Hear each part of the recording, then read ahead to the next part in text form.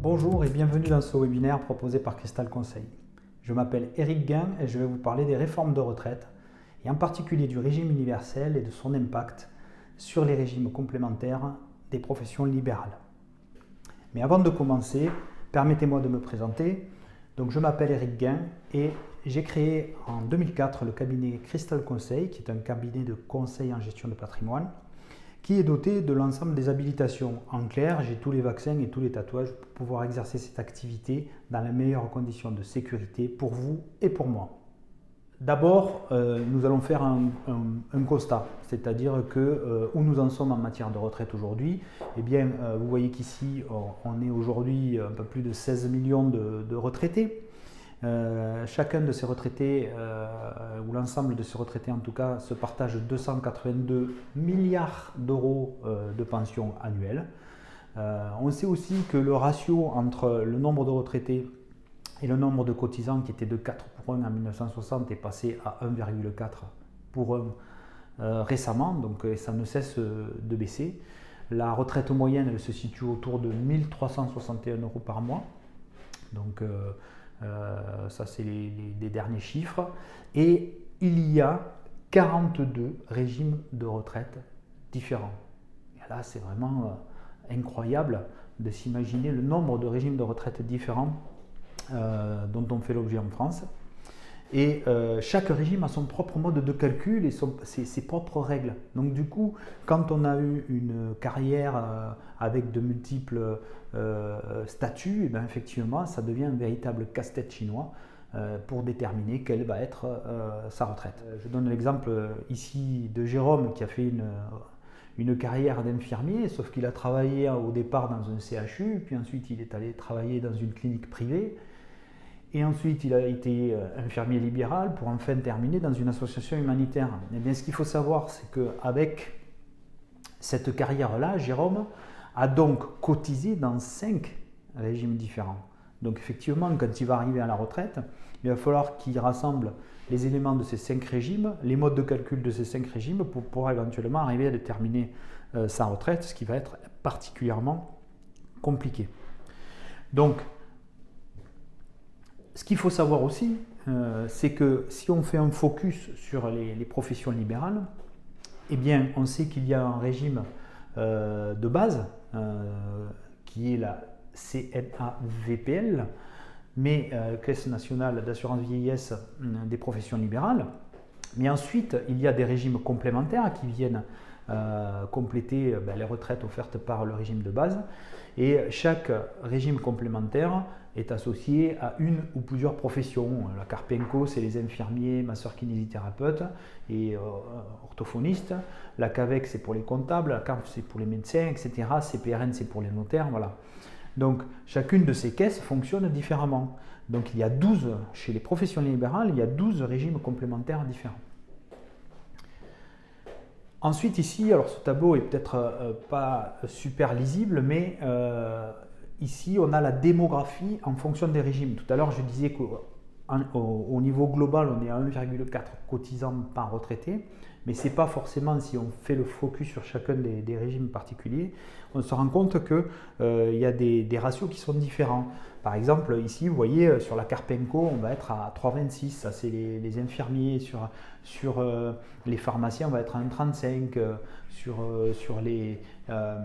tout ce qui est la caisse interprofessionnelle, donc ça c'est toutes les professions libérales qu'on ne peut pas mettre dans des cases comme les avocats, les comptables, etc. Eh bien, on est à 2,72. Voilà, donc effectivement, on se rend compte qu'au barreau français, il y a 4 cotisants pour un retraité, ce qui est quand même particulièrement du coup intéressant. Donc en fait, on se rend compte que chaque caisse a son ratio qui varie de l'une à l'autre en fonction des nouveaux entrants, des sortants et de l'âge moyen. Ici, c'est en fait le ratio entre le prix d'achat d'une prestation en retraite et la retraite à proprement dit. Donc c'est le rendement en fait de l'investissement. J'investis dans ma retraite au titre des régimes généraux et complémentaires, et à la sortie, j'ai un rendement qui me donne une retraite. Et bien ce ratio, effectivement, on voit que pour les salariés, il se situe autour de 5,83%, alors que pour d'autres régimes, il va se situer à 5% par exemple pour les pharmaciens, mais après il se situe pour les professions libérales en tout cas, souvent au-dessus de ce ratio-là. Pour les professions libérales qui ne sont pas catégorisées, on est à 7,9, mais pour les vétérinaires on a 8,8, pour les infirmiers, masseurs kinés, orthophonistes on va être à 11,6, pour les comptables on va être à 9,18. On se rend compte que là aussi, effectivement, le ratio est meilleur pour la plupart des professions libérales si on compare ça en fait au régime salarié. Alors oui, les régimes complémentaires actuels sont plus favorables en termes de rendement que le nouveau régime pressenti, qui est celui du régime universel. Mais il y a quand même un paramètre qui, lui, est incontournable et valable pour chacun des régimes, c'est que le ratio démographique n'est pas bon. Il y a de moins en moins de cotisants et de plus en plus de retraités. Donc forcément, à un moment donné, ça va coincer. Donc la réforme est véritablement indispensable. Il va falloir y passer d'une façon ou d'une autre. Donc pour cela, eh bien, le gouvernement Macron a décidé de créer en fait un haut commissariat à la réforme des retraites et y mettre à la tête donc un monsieur qui s'appelle Jean-Paul Delevoye et dont la mission est de créer, de proposer une solution qui aurait vocation à remplacer l'ensemble des 42 régimes existants au profit d'un seul qui s'appellerait le fameux régime universel, sachant qu'on lui a quand même donné un cahier des charges. C'est-à-dire que ce cahier des charges, il est composé d'un certain nombre de principes qu'il va falloir respecter. Alors, le premier principe, c'est qu'il faut que ce régime soit simple, c'est-à-dire qu'il faut qu'on arrive à passer de 42 régimes différents à un seul. Le deuxième, c'est qu'il faut qu'il soit équitable, c'est-à-dire que chaque euro cotisé soit générateur de points, puisque c'est un système qui va fonctionner sous forme de points. C'est-à-dire que chaque euro que vous allez cotiser en état en activité va constituer un pécule pour votre retraite. Il faut qu'il soit clair, c'est-à-dire qu'on va avoir un compte unique dans lequel il y aura un nombre de points. En face, il y aura une valeur du point qui va être déterminée au départ et qui ensuite ne pourra pas baisser. Et le jour de votre retraite, vous allez prendre votre nombre de points, vous allez le multiplier par la valeur du point et vous aurez votre retraite annuelle. Il faut qu'il soit juste, c'est-à-dire qu'il faut prendre en compte un certain nombre de régimes spéciaux, de carrières longues, de métiers dangereux, etc. Donc ça, ce sont des choses aussi qu'il faudra prendre en compte, comme ça a d'ailleurs toujours été pris en compte depuis la création d'un régime de retraite. Il faut qu'il soit solidaire, c'est-à-dire que les personnes qui s'arrêtent pour des raisons de maternité, des gens qui malheureusement perdent leur conjoint, etc.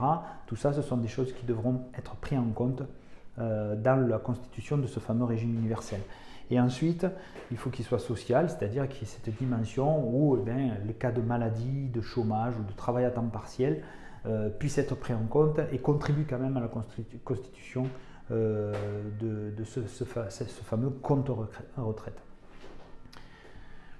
Alors, pour commencer à parler véritablement du format que va prendre ce régime, d'abord, il faut savoir qui va être concerné. Alors, ce qu'il faut savoir, c'est qu'aujourd'hui, la première génération qui sera concernée à 100%, c'est la génération 2004. C'est-à-dire une génération qui, a priori, vient tout juste de rentrer sur le marché, voire même n'est pas encore rentrée sur le marché du travail. Donc cette génération, qui est née en 2004 et qui serait susceptible de démarrer à partir de 2022, va être, elle, à 100% dans ce fameux régime universel. Ensuite, il y a la génération de 75, des gens qui sont nés de 1975 à aujourd'hui, enfin à 2004.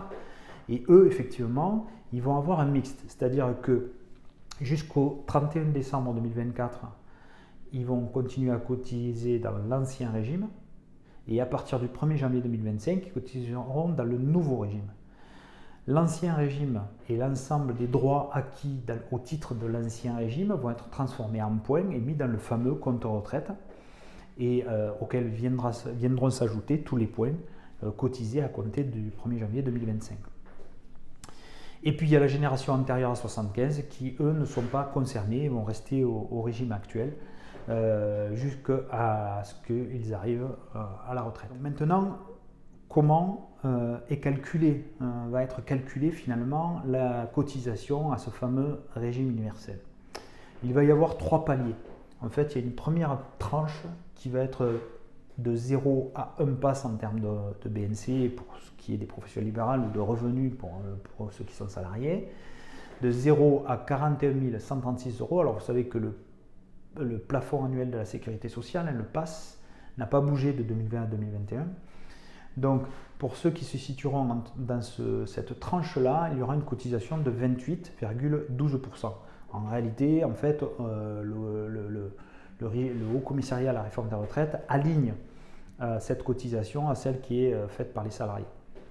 Après, pour la tranche de 1 à 3 passes, 3 passes, donc 3 fois 41 000, ça fait 123 000 euros, on aura une cotisation de 12,94%. Et enfin, la troisième tranche, celle qui sera au-delà de 3 passes, fera l'objet d'une cotisation à 2,81. Ce qu'il faut savoir, c'est que autant les 2 premières tranches contribueront à la constitution du compte retraite et au cumul de points retraite, autant cette partie-là de cotisation ne donnera pas droit à des points à titre personnel. En fait, c'est une cotisation pour la communauté.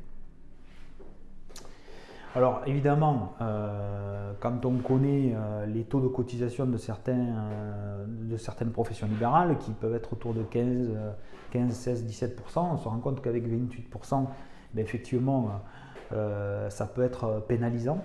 Donc c'est pour ça que je vous disais les régimes universels. Et pour l'instant, il y a une proposition qui est sortie, mais elle a vocation à évoluer et s'adapter. Mais il y a aujourd'hui des modifications envisagées, notamment des abattements sur l'assiette de cotisation sociale, notamment pour la partie Carpenco. Voilà. Mais les grandes lignes sont là. Pour vous donner un exemple, en l'état actuel de la réforme telle qu'elle est imaginée, en réalité, j'ai pris l'exemple des auxiliaires médicaux. Les auxiliaires médicaux en moyenne, donc ce sont les infirmiers, les masseurs kinés, etc., ont 45 000 euros de revenus. C'est la moyenne des revenus dans cette famille de métiers-là. Les cotisations moyennes elles se situent autour de 15%, donc ce qui veut dire qu'avec le régime universel, eh bien, il y a quand même une perte, un manque à gagner qui est de 6%, ce qui est quand même relativement important. Maintenant, parlons du taux de remplacement, c'est-à-dire qu'à partir du moment où on a cotisé pendant toute sa carrière, effectivement, eh bien, ça donne droit à une retraite. Et là, en fait, je compare en fait le fameux régime universel où le taux de remplacement est de 46,5%, c'est-à-dire que à la retraite, vous allez percevoir 46,5% de la moyenne de votre revenu de carrière. Donc, comment ça se passe actuellement dans les différents, on va dire, régimes libéraux? Bien, on va se rendre compte que pour les médecins, le taux de remplacement est de 73%, pour les infirmiers, c'est 50%, pour les chirurgiens dentistes et les sages-femmes, c'est 67,5%, pour les pharmaciens, c'est 59%, pour les comptables, 68%, etc., etc. Donc, on va se situer entre 48% pour la caisse générale, jusqu'à des taux de 73% pour les médecins et même 72,3% pour les vétérinaires. Voilà. Donc effectivement, si on compare ça au 46,5 du régime universel, effectivement, il y a quand même un très très gros manque à gagner dans ce passage au régime universel. Et en plus de ça, il y a un cabinet qui s'appelle le cabinet Asteres qui a fait une étude d'impact, c'est-à-dire qu'ils ont cherché à savoir comment réagirait une famille de métiers en apprenant que ses cotisations allaient augmenter et que ses prestations allaient baisser. Et ils se sont rendus compte qu'effectivement, il y avait un taux de désistement qui était assez alarmant et ça correspondrait par exemple dans le monde des auxiliaires médicaux à une perte de 10 000 auxiliaires médicaux, ce qui correspond en gros à 4% de l'effectif. Et en plus, parmi ces 10 000 auxiliaires, il y aurait une grosse majorité de femmes qui représentent plus de la moitié de l'effectif global. Donc on se rend compte que ce genre de réforme peut avoir un impact sur demain le nombre d'auxiliaires médicaux ou le nombre d'individus exerçant un métier très très important. C'est-à-dire que perdre 10 000 auxiliaires médicaux, qui sont en particulier des infirmiers, je pense qu'aujourd'hui on n'a pas trop besoin de ça. Et donc effectivement, il y a quand même une forte inquiétude autour de ça. Bon, qu'est-ce qu'on sait? C'est qu'aujourd'hui, de toute façon, la réforme, elle va continuer à évoluer. C'est-à-dire que ce n'est pas figé encore, il y a encore des potentiomètres qui vont pouvoir bouger. Les grands principes, eux, sont posés, c'est-à-dire qu'il y a une vraie volonté de faire passer ce régime universel. C'est une vraie volonté du gouvernement Macron avant la fin de son mandat. Donc on pense qu'il va y avoir des choses qui vont s'acter avant le départ d'Emmanuel Macron. Il y aura sans doute des ajustements, il y aura des négociations avec les partenaires sociaux et il y aura sans doute des ajustements, mais les grands principes sont là.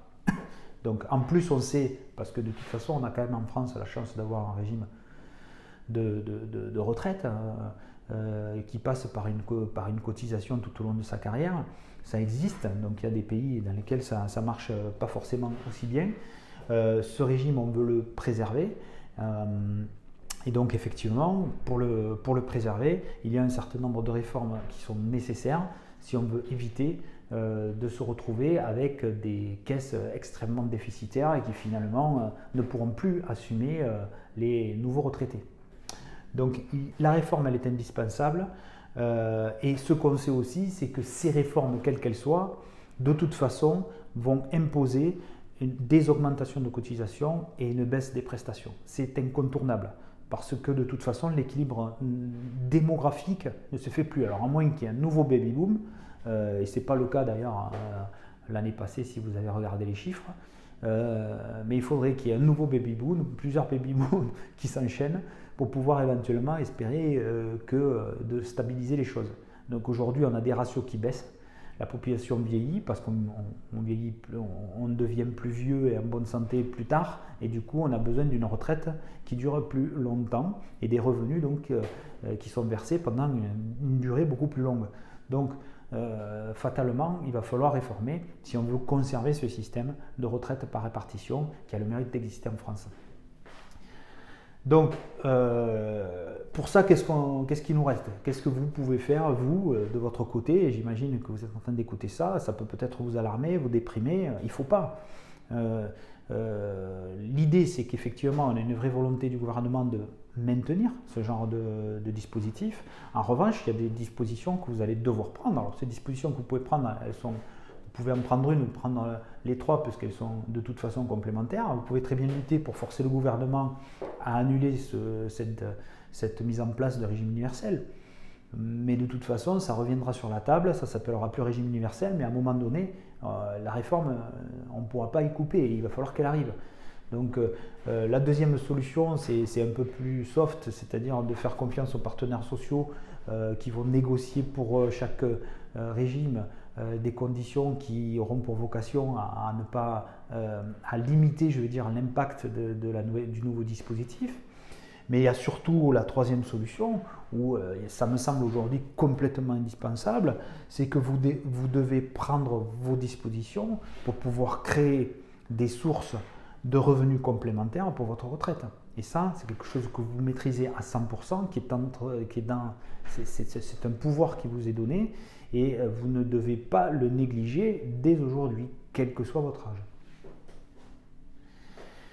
Donc, quel est l'objectif dans ce cadre-là, le cas de la troisième solution? Quel est l'objectif poursuivi? L'objectif, c'est de mettre en place et de prendre des décisions financières qui auront pour vocation de mettre en place des solutions qui vous offriront des revenus complémentaires passifs le jour où vous prendrez la retraite.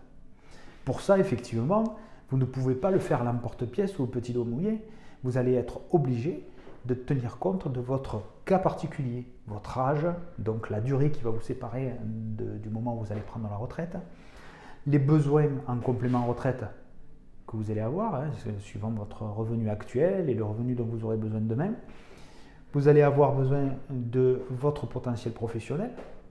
Est-ce qu'il y a un potentiel dans votre activité professionnelle qui permettrait de servir cet objectif de complément retraite? Votre potentiel d'épargne régulière, ce qu'on appelle les flux, le potentiel d'épargne de stock, c'est-à-dire l'argent dont vous disposez et qui pourrait être optimisé en termes de placement pour pouvoir servir ce genre d'objectif, votre fiscalité, qui peut aussi être un outil, le taux d'endettement, est-ce que vous pouvez passer par l'endettement pour constituer un patrimoine générateur de revenus, et puis, et ça c'est très important, c'est votre profil au risque. C'est-à-dire qu'effectivement, il y a des tas de solutions qui existent, mais en termes de risque, toutes ne sont pas dosées de la même façon.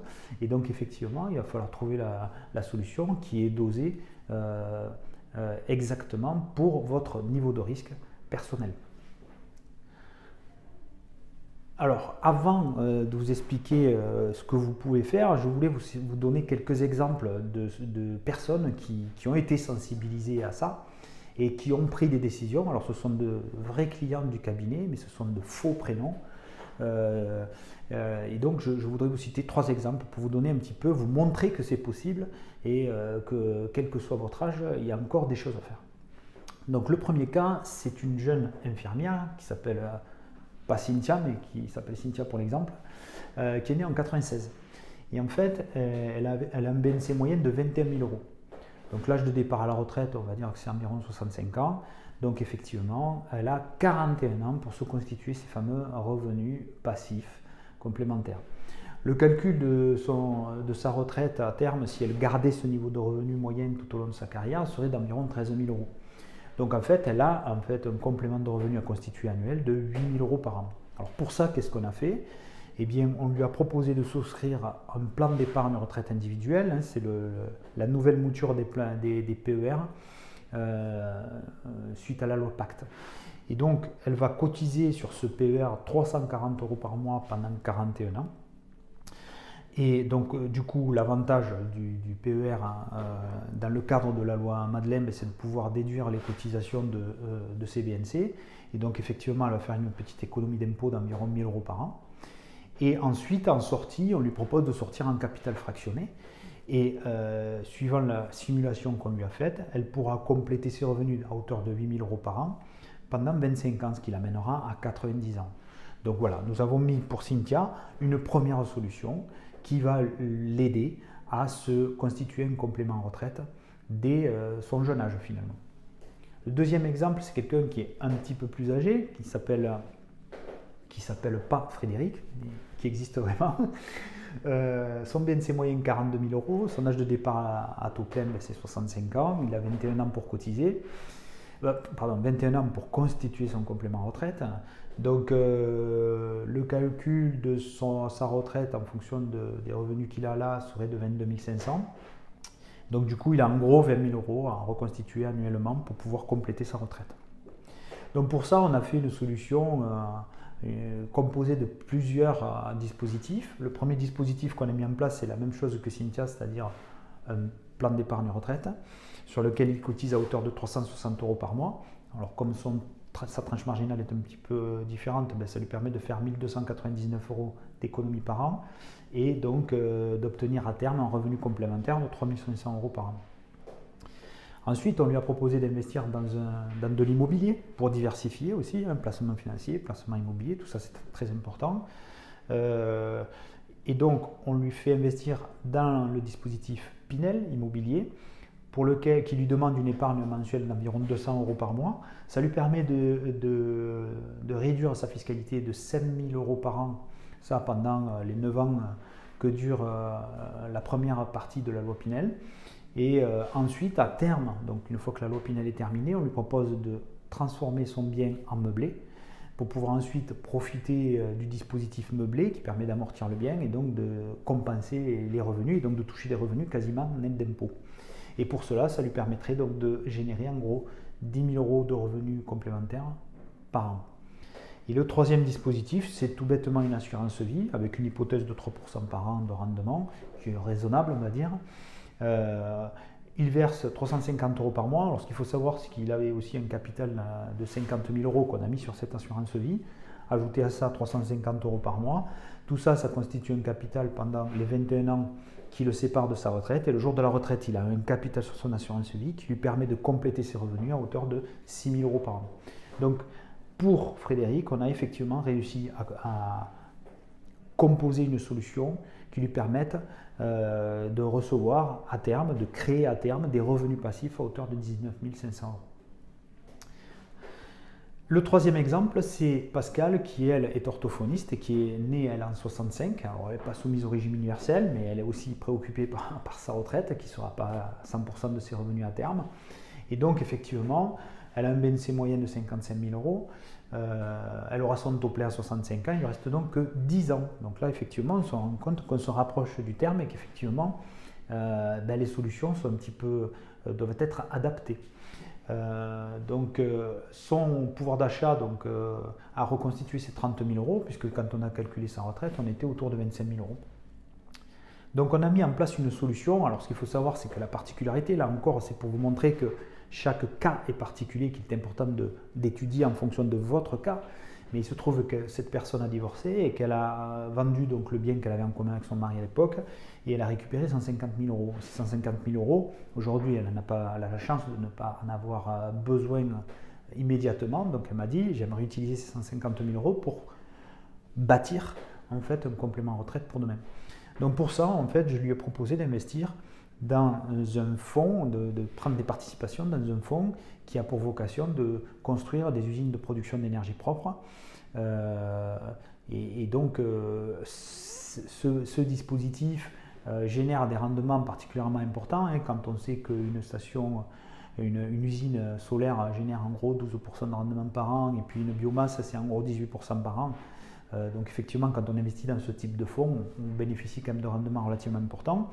Et donc, alors évidemment, ce n'est pas dénué de risque. Ce que j'ai besoin de préciser là, c'est qu'effectivement, il y a un niveau de risque adapté à ce qu'on attend de ce placement, que Pascal a accepté et qui correspond à son profil. Et donc effectivement, ces 150 000 euros vont, pendant 10 ans, puisque les 10 ans qui la séparent de sa retraite,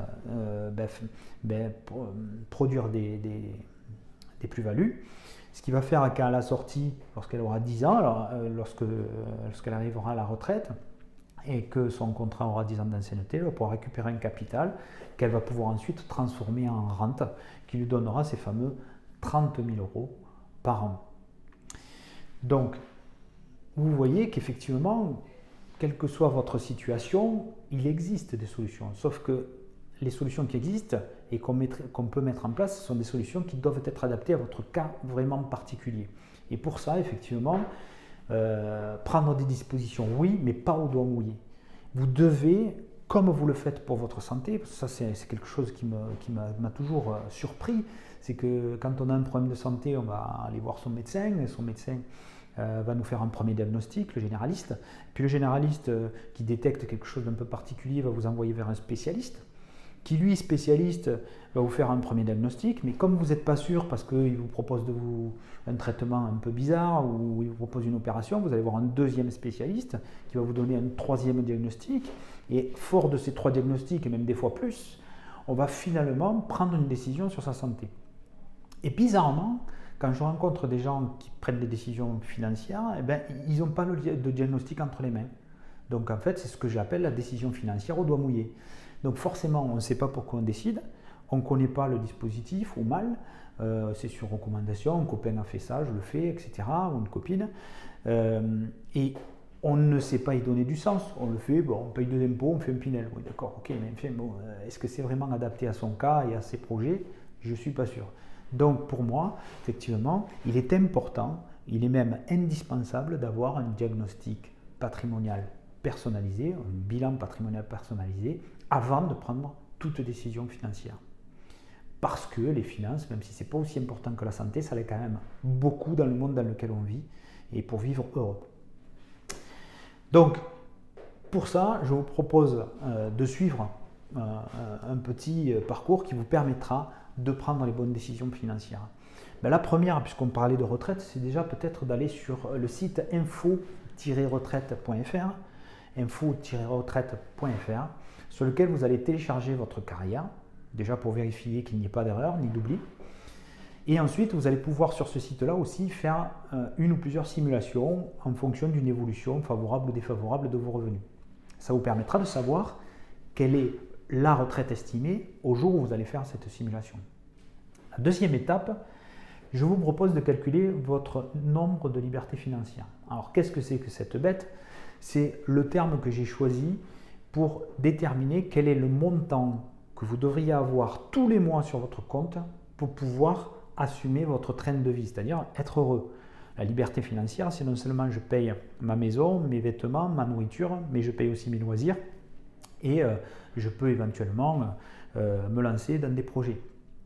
Donc ça, c'est la liberté financière. Quel est le montant dont vous devriez disposer pour pouvoir être libre financièrement?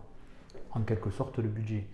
Alors ça, pour ça, vous avez la possibilité, si vous le souhaitez, d'aller sur le site du cabinet, cristal avec un y sans h-conseil sans s.com.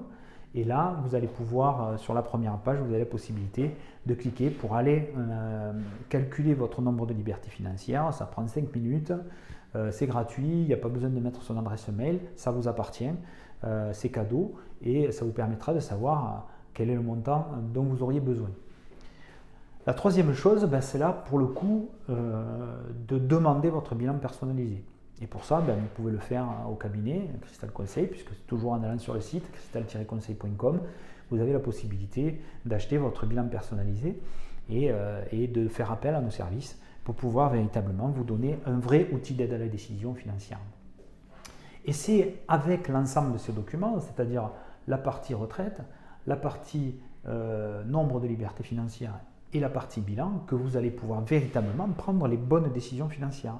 Et c'est à partir de là que vous arrêterez d'être déçu par le monde de la finance, l'argent, etc., puisque vous déciderez en connaissance de cause. Alors, vous allez me dire combien tout ça peut me coûter. Donc, pour ce qui concerne Cristal Conseil, on vous offre le calcul de votre nombre de libertés financières. C'est une petite application sur le site. C'est très simple, mais ça vous permet surtout d'avoir une idée de votre train de vie et peut-être même de prendre conscience des fois qu'il y a certains postes que vous n'aviez pas envisagé et qui pèsent quand même dans votre quotidien.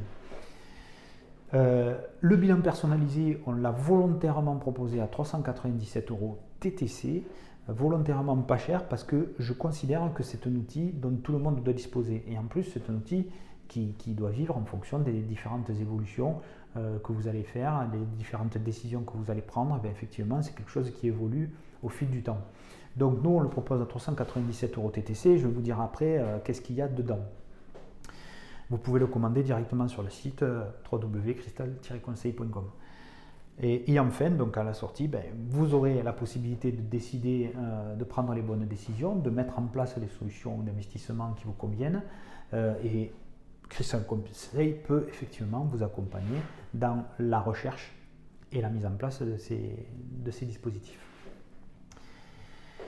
Donc, qu'est-ce qu'il y a? Je voulais terminer sur ça. Qu'est-ce qu'il y a dans le bilan personnalisé? 397 € TTC, ça peut paraître cher ou pas cher. Je ne sais pas quel est votre budget, mais pour moi, c'est même pas un smartphone. Et effectivement, ça a beaucoup plus d'utilité que le fameux smartphone. Donc, je pense que ça vaut le coup de réfléchir à faire son bilan personnalisé pour ce prix-là. Mais qu'est-ce qu'il y a dedans? Chez Cristal Conseil, on a un process très précis pour réaliser ce bilan. La première étape, c'est un rendez-vous qu'on appelle le rendez-vous d'inventaire, qui va durer en gros 1 heure, 1 heure et demie. Pendant ce rendez-vous, on va faire une photo de votre patrimoine actuel.